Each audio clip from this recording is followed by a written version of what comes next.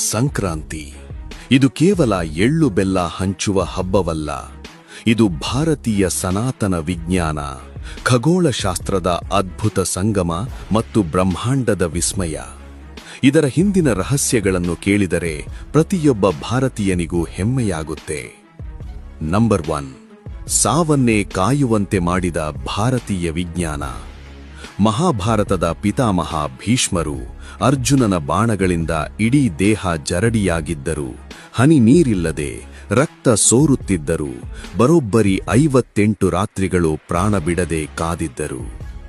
ಯಾಕೆ ಗೊತ್ತಾ? ಅವರಿಗೆ ಬೇಕಿದ್ದಿದ್ದು ದಕ್ಷಿಣಾಯನ ಎಂಬ ಕತ್ತಲಲ್ಲ, ಅವರಿಗೆ ಬೇಕಿದ್ದಿದ್ದು ಉತ್ತರಾಯಣ ಎಂಬ ಮೋಕ್ಷದ ಬಾಗಿಲು. ಸೂರ್ಯ ಮಕರ ರಾಶಿಗೆ ಬರುವವರೆಗೂ ಯಮನನ್ನೇ ಗೇಟ್ ಪಾಸ್ ಇಲ್ಲದೆ ತಡೆದು ನಿಲ್ಲಿಸಿದ ಆ ಛಲದ ಹೆಸರೇ ಸಂಕ್ರಾಂತಿ. ಸಾವನ್ನೇ ಗೆದ್ದು ನಿಂತ ಭೀಷ್ಮ ಕಾಯ್ದಿದ್ದು ಈ ದಿನಕ್ಕಾಗಿ. ಮಕರ ಸಂಕ್ರಾಂತಿ ಕೇವಲ ಹಬ್ಬವಲ್ಲ, ಅದು ಬೆಳಕಿನ ಪಯಣ. ನಂಬರ್ 2, ಇದು ಜಗತ್ತಿನ ಏಕೈಕ ಸೈಂಟಿಫಿಕ್ ಹಬ್ಬ. ಬೇರೆ ಹಬ್ಬಗಳಂತೆ ಇದರ ದಿನಾಂಕ ಬದಲಾಗಲ್ಲ. ಪ್ರತಿ ವರ್ಷ ಜನವರಿ 14 ಅಥವಾ 15ರಂದೇ ಈ ಹಬ್ಬ ಬರುವುದು ಒಂದು ವಿಶೇಷ. ಯಾಕಂದ್ರೆ ಇದು ಚಂದ್ರನನ್ನಲ್ಲ, ಸಾಕ್ಷಾತ್ ಸೂರ್ಯನ ಚಲನೆಯನ್ನೇ ಆಧರಿಸಿದ ಹಬ್ಬ.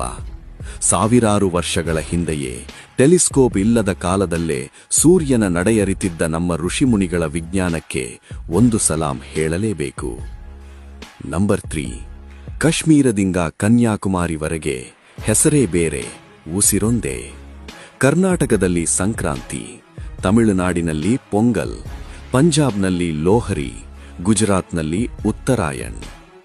ಅಷ್ಟೇ ಅಲ್ಲ, ಬಾಹ್ಯಾಕಾಶದಿಂದಲೇ ಕಾಣುವ ಜಗತ್ತಿನ ಏಕೈಕ ಮಾನವ ಸಮೂಹ ಕುಂಭಮೇಳ ನಡೆಯುವುದು ಇದೇ ಸಮಯದಲ್ಲಿ. ಮತ್ತು ಕೋಟ್ಯಾಂತರ ಭಕ್ತರು ಕಾಯುವ ಶಬರಿಮಲೆಯ ಮಕರ ಜ್ಯೋತಿ ದರ್ಶನವಾಗುವುದು ಇದೇ ಪುಣ್ಯಕಾಲದಲ್ಲಿ. ಲಾಸ್ಟ್ 1, ಎಳ್ಳು ಬೆಲ್ಲದ ರಹಸ್ಯ.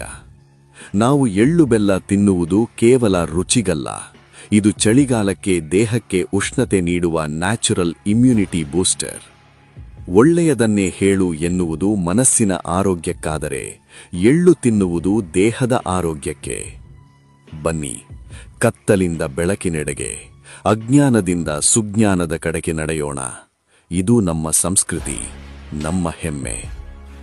ಎಲ್ಲರಿಗೂ ಮಕರ ಸಂಕ್ರಾಂತಿ ಹಬ್ಬದ ಹಾರ್ದಿಕ ಶುಭಾಶಯಗಳು.